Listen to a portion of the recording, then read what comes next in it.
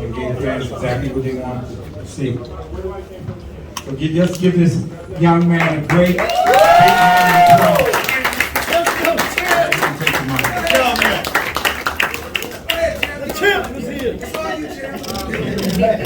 I want to say thank everybody for coming out. It's amazing. We did it again. Thank you, Al Heyman, New York Promotion Floyd, personal team, Atlanta, Baltimore, everybody that watched Showtime, everybody that came out tonight. Thank y'all. Yeah, watch I'm thankful. I'm thankful to be in this position. Thank you to be here. Soaking it all in. Any questions? Tank, can you talk to us about what was going through your mind in the 8th round during the first knockdown, Steve? I just had to catch him. He was tough. It was tough getting to him. I want to say. He was tall. Reached in line, so it was tough getting to him. But once I got to him, that's what he got the job done. Champ, Rick Barnes, Brawler Sports Media. At any time, the left hook that he caught you with, did it hurt you, or was it just like a flat shot? Nah, he hit me in the back of my head. That stung a little bit, but other than that, it wasn't really. That's why I was nervous. Like he's 140, so I wasn't trying to get caught too clean. Right. So when he actually caught me, I was thinking like, is he throwing this off or he trying to bait me in? So that's what I was thinking the whole night. Yeah. Champ, in one of the recent interviews you had with Coach Calvin and Coach Kenny on the Rise podcast, you talked about family and the importance of family. One of the things being from West Baltimore, you found family in the gym with Coach Calvin and Coach Kenny. You talked about that. We've been coming out, we all been close, these guys took me in when I ain't had no father and things like that, so, it was great, I got big enough, I had to move my camp to Vegas and, instead of my family with, Millwall promotion and things like that, we keep it family, everybody ain't gonna have that disagreements, but at the end of the day, we family. Tank. Scotty White, World Combat Sports. First of all, a 10 on the landing, to close out your victory with the backflip off the top rope. That was amazing. But more so, you stepping into 140. How did that power feel to you transferring to the heaviest weight of your career? You seen the thing? Yeah. I was just asking you, like you was having fun in there. Yeah, I definitely was having fun. It was a great night of boxing. I definitely was nervous the whole night because I didn't know if I catch him, would I hurt him, or if he catch me, would he hurt me? He had on 8 ounces, and I was going up 2 weight classes, so my mind was, my coach and them was, even Floyd was telling me to press him, but I'm like, I don't know, like I don't want to get caught, so I laid back the whole fight, and then I think it was like the 8th or 9th, Floyd came to me and was like, you down. You down on the scorecards. No, you down on the unofficial. Oh, unofficial, yes, unofficial. Unofficial. Yes, you said that, yes. He said I was down on the unofficial scorecards. So I told you that to pick it up. Pick it up, yeah. I said pick it up. And show me you great. The 11th, the 12th, I said show me you great. Yeah. And then we fought the 10th round, went to the 11th. I said we're gonna press his ass now. Yeah. We're gonna do what we got to do. We pressed him, we did what we had to do. And I told you from the beginning, before we went out there, no matter what weight class you go to, once you hit him with that equalizer, he's gonna find out what it really is. Yes, sir. Yes, sir. Your Tank, over here. You were like landing those left hands over the course of the fight, but the right hook was the difference, led to that first knockdown, and you didn't have an answer to that.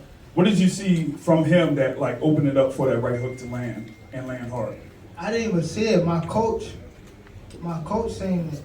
I think it was Cowboy or Kenny. One of them was like, his hook, throw the hook is right there.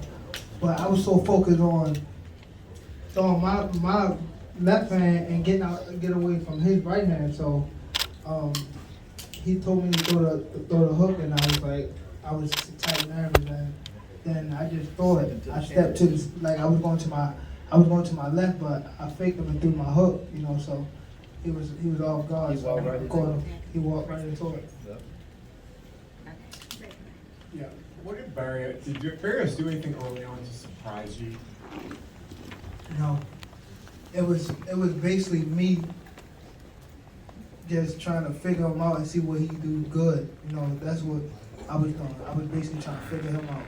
You know, so I didn't want to overdo it and wind up getting caught because I didn't know what he was bringing to the table. So that's basically I didn't get him out of there because of myself early. You know, so that's basically what it was. If I knew he was soft, I would have got him out of there. And you said in the ring after that you don't necessarily know what you want next, that you rely on your team. Is there anything at all of where you'd like to either fight next as far as 130, 135? Anything at all? His team gonna take care of that. You know, I mean, our thing is this. You know, we work smarter, not harder. So we keep everything in-house. Mayweather Promotions, PBC. I mean, we all one family. So, I mean, we're not gonna go nowhere and make another company great. So we got plenty of fighters that's at 140, 135, and 130. We gonna continue to fight the fighters that we got to fight. Only that. And at the end of the day, I want Tim to enjoy his victories. I mean, I'm just happy to be a part, of him building his legacy. I can remember when I was on the Canelo tour. I don't know exactly how old was you, Tim? I was like 16. 16 years old. No, I was young. I'm sorry, I was younger than him. I don't know how old he was exactly. But then, I signed his phone and told him it's to the future champ. We got together. I can remember we was out in Miami. When I signed him, riding on the yacht. Told him, don't worry. In a couple years, you'll be world champion. We'll win titles at numerous weight classes. I did what I said I was going to do. As long as he keep winning, there's no limit to how far we can go. Great.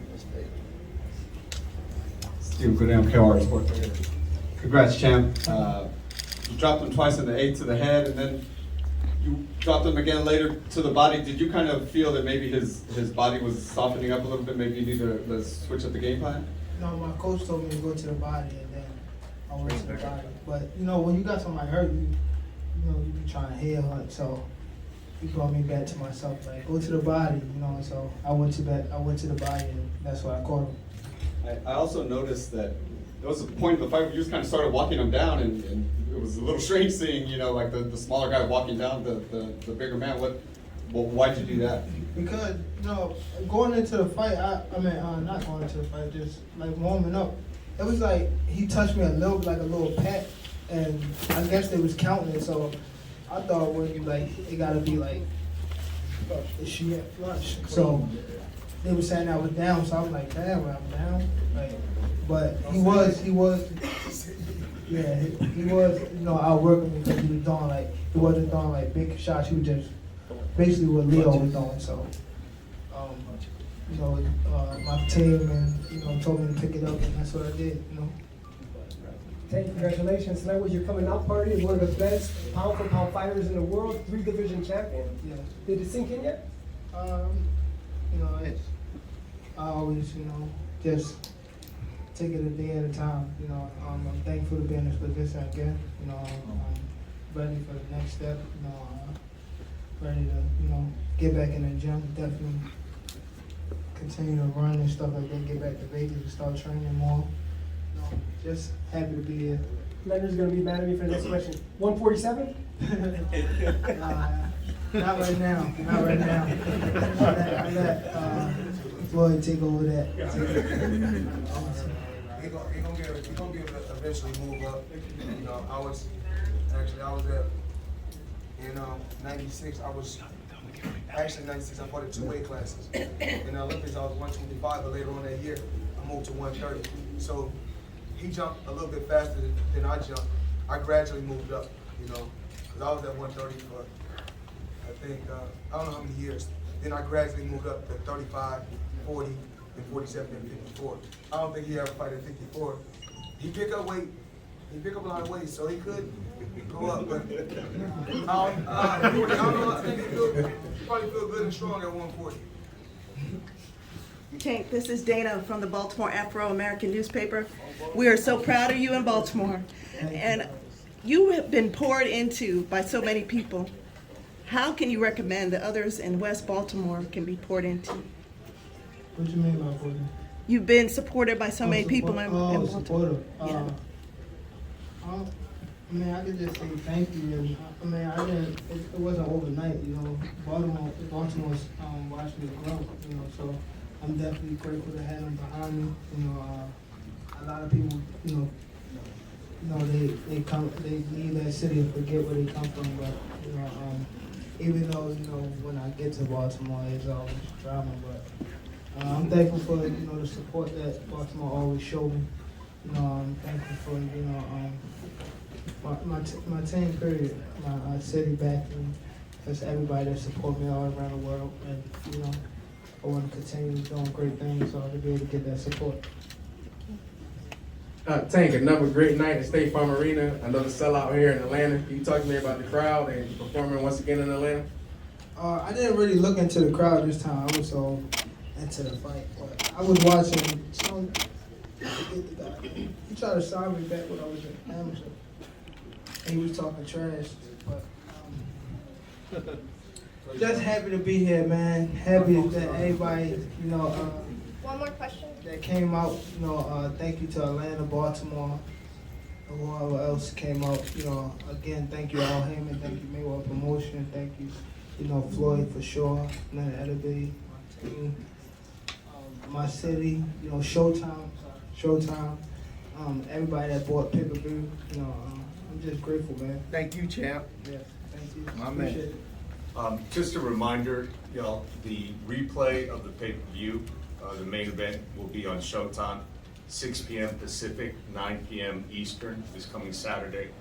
And we will also be doing the Emmy Award-winning epilogue, which takes you behind the scene in the locker room inside fight night. So even if you saw the pay-per-view, you're going to see stuff that you haven't seen. Again, 6 p.m. Pacific, 9 I know you, p.m. Tank. 9 p.m. on Showtime. I love you so much, Tank.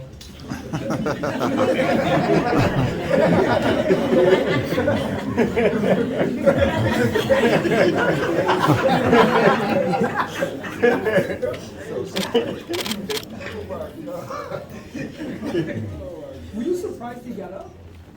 No, he's 140. Hey, I'm not gonna lie, because I actually never seen the kid in person. So when I got in the ring, I was just looking, he came around, I'm like, damn. Me? Motherfucker fight at 154? He was bigger than Logan Paul.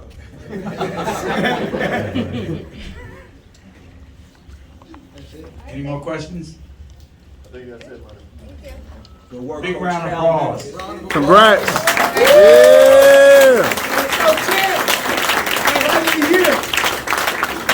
Calvin Kenny, congrats, man.